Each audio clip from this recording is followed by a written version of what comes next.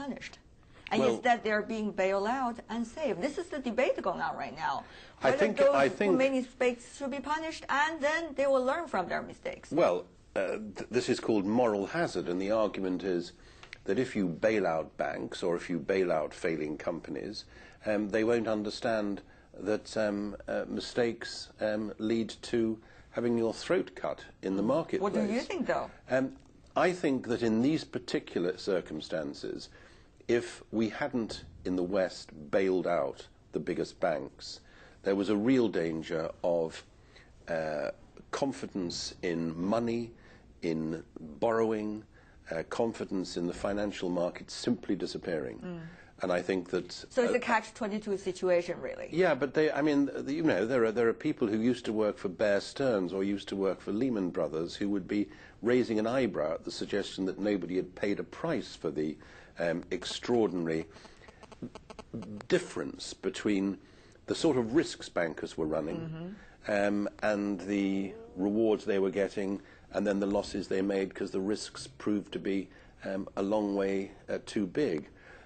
I think that social equity, which is what we're talking about really, fairness, is an issue in every society. There isn't a society I can think of where this isn't a very live issue. It is a very live issue in every society, but here we have such a fresh and huge example of the financial crisis. Yes, I think that's true. I think that's true. And I think that what emerges from all this is that you will find in America, for example, an administration in Washington which will be pursuing very different policies from those which have been followed by Mr. Bush, those that were given their first intellectual vitality by President Reagan, which may seem an odd way to describe President Reagan, but it was Reaganomics, cut taxes, let wealth trickle down from the rich.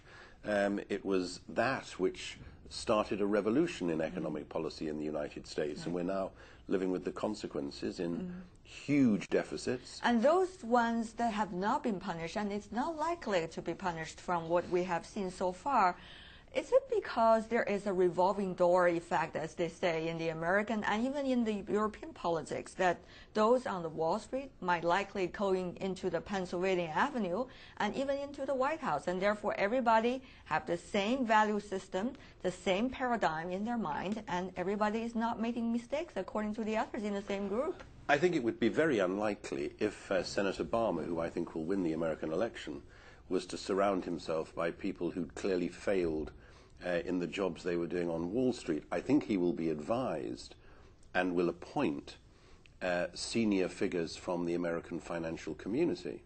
But I don't think they'll be the losers. I would guess there'll be people like Robert Rubin or Paul Volcker who've been very critical of the way of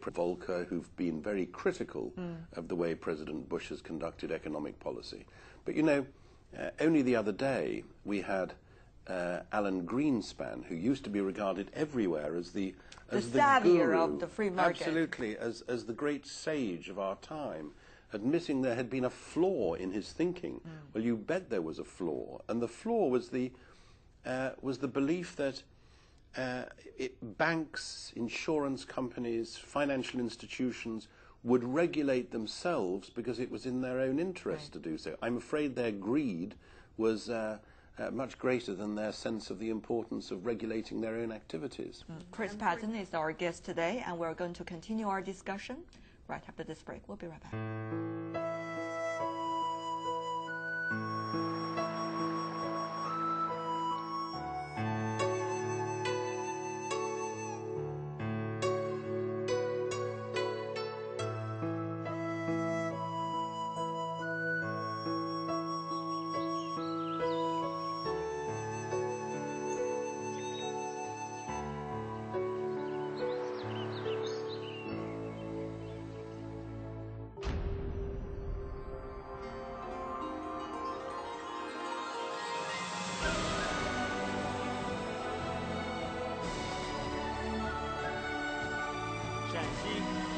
China. Leaving the country of daughters, Sulima.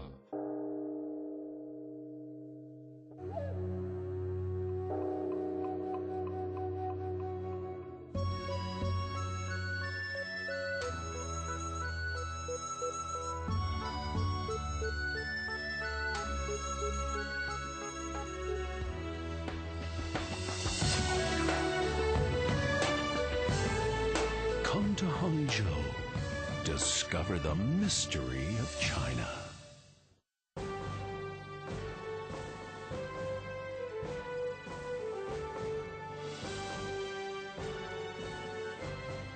Tangshan, an ecological city, a reborn phoenix.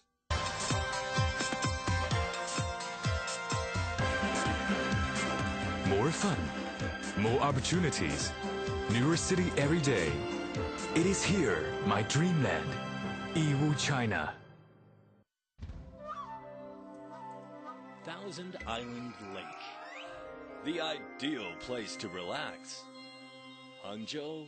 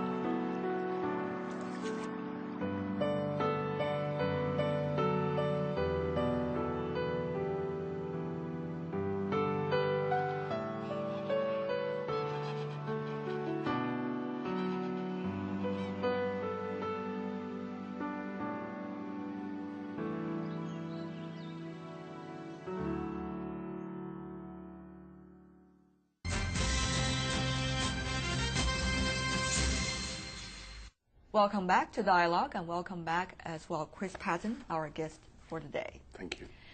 Just now, sir, you've been talking about your analysis of the current financial crisis, and my question, why there's a double standards between the developing country and the developed countries. One of the other example of the double standard that many Chinese at least think is the way that people in the West look at the China's foreign exchange reserve. We have a 1.9 trillion US dollar foreign exchange reserve as a result of 30 years of reform and economic open up and hard work. And before there was a myth about this foreign exchange reserve, they say, well, probably it's a strategic weapon that China has against the West. If China dumped the dollar, the United States is going to tremble. And others say, well, this probably is going to be used as China's big fund to buy out everything from the West.